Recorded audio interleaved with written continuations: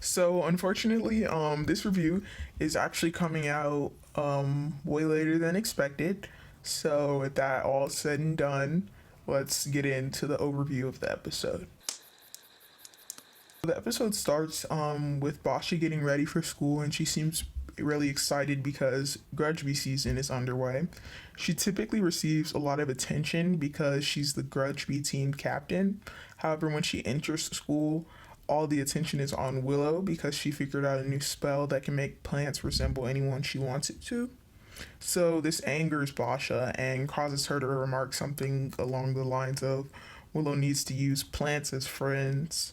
And after this remark, Amity comes along and kind of retorts Basha's statement.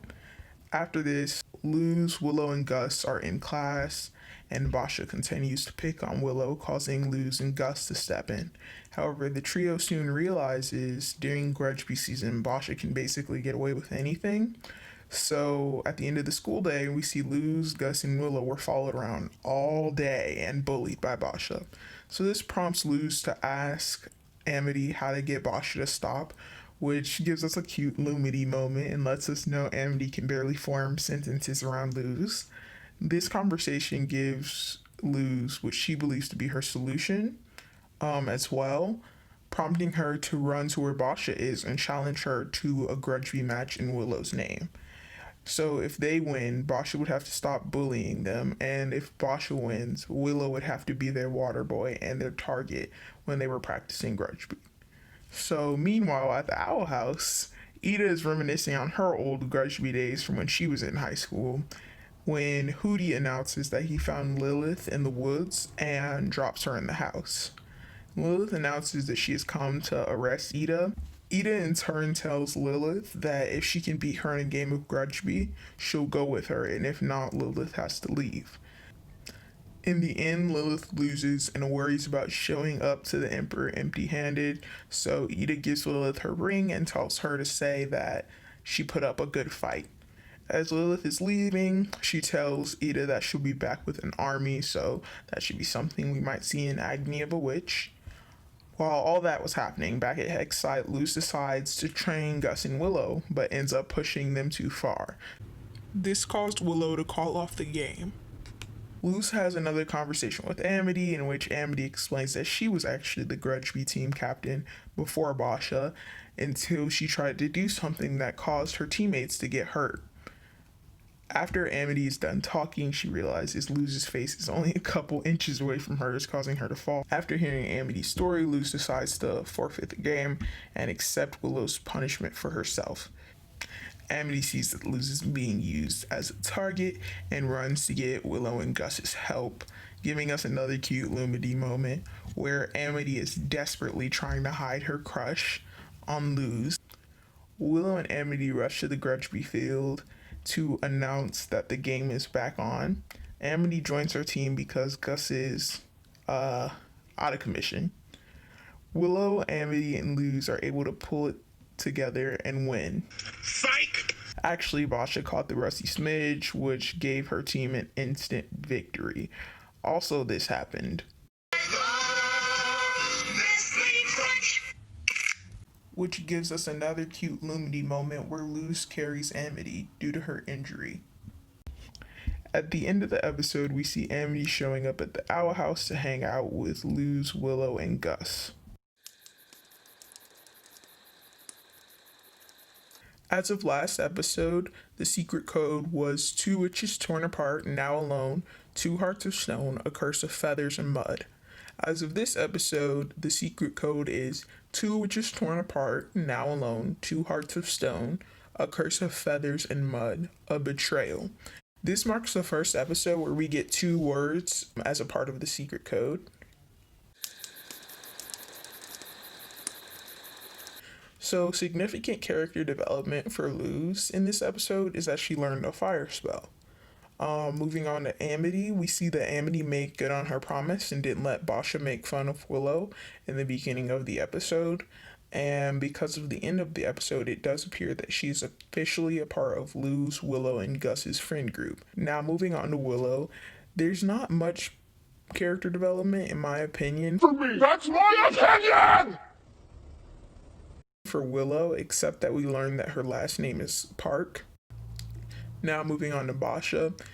We learn Basha really likes attention so much that she bullied Willow just because of jealousy. We also see her need for attention in Once Upon a Swap. I hope in future episodes we might get to see why she needs attention so much, and maybe that'll help develop her character a little bit more. And then Hootie is next. And I know what most might be thinking, what character development did Hootie have? Well, this episode revealed Hootie to be one of the most powerful characters in the show. No, I am not joking. Does this look like a face that jokes? See, that was a joke because you can't see my face. But no, seriously, somebody on Reddit pointed it out, and unfortunately, I couldn't find their username to give them credit. But there's one clip from the episode in which Hootie says he found Lilith in the forest. Guess who found a special friend in the forest? It was me! Which means his body can extend pretty far. Also, as seen during Lilith and Ida's Grudgeby match, he can be seen shape-shifting in any form. So this does establish him as a pretty powerful character. And last but not least, I'm going to talk about the two characters that I feel like had the most character development, despite not being a part of the main storyline, Ida and Lilith. I'm including them together because after I talk about their character development, I'm going to segue into a theory I have. So in this episode, we get to know a little bit more about Ida and Lilith's childhood. The first time we got any information about their childhood was at the end of Something Ventured, Something Framed, when we get to see the incident reports from Ida's time at Hexside. Originally, I thought Ida was older because of this incident report. I know some people may think that Lilith was just a freakishly tall child, but we know this isn't true because in this episode, Ida states that she was the youngest on the team and Lilith was also on the team.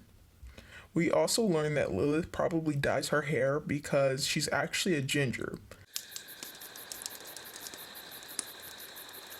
After watching this episode, I was wondering what's the Emperor's relationship to Ida because of this clip. Come on! I have to bring you in! It's time for you to join the Coven. The Emperor has big plans for the Isles and he wants you to be a part of it all. This clip made me think that the Emperor and Ida have a personal relationship. So my theory is that Ida and the Emperor Bellows are relatives. I don't quite know which relative, but I'm leaning more toward father. I believe this to be true because of the fact that Ida causes so much trouble for the Emperor, and if the Emperor was really trying to take her in, he would have easily captured Ida by now, sending multiple members of the Emperor's coven to fight and detain her. But if he was her father, he wouldn't have done this because he cares about her and probably would only use this as a last resort. Also, when Lilith says that she doesn't want to go back to the Emperor empty-handed, she looked deeply disappointed in herself. And I do understand that he's her boss, but the Emperor being her father would add another layer onto her disappointment and to herself, and it would make Ida more understanding and explain her empathy towards her. Okay, now that I'm done with talking about theories, I want to talk about Amity being a disaster around Luz. Each moment is so cute, and she is wit for Luz. She can't even form words around her. My favorite moment is the greenhouse moment because her trying and failing miserably at trying to hide her crush on Luz. Lastly, I'm pretty sure Willow knows, so that'll be interesting to see an agony of a witch because from promo pictures, it does appear that this is not just for one track, and the whole school will be going on this field trip. And so in this video, I want a moment to dwell on something that hasn't gotten nearly enough love. King in a cheerleading uniform. Just look at it. It's amazing. Okay, that's the end of this. Thank you for watching. Maybe consider liking and subscribing. This is Imperfect signing off.